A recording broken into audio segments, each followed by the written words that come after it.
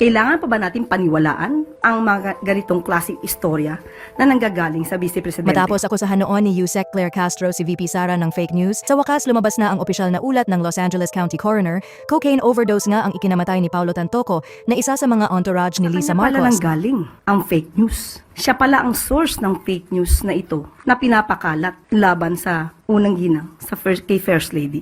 Unang-una po, kailangan pa ba natin paniwalaan ang mga ganitong klaseng istorya na nanggagaling sa Vice Presidente? Nung nagkaroon ng malaking krimen sa Estados Unidos na merong namatay dahil sa drug overdose at kung makikita ninyo doon sa police report ay nandoon ang pangalan ni First Lady Lisa Marcos na isa sa mga tao doon sa loob ng kwarto kung nasaan yung tao ay nag-overdose sa suspected drug overdose sa hotel room at ang daming nakikitang white powder substance na sinabi doon sa police report ay suspected cocaine din, ay bigla nilang kinidnap, kinuha si Pangulong Duterte.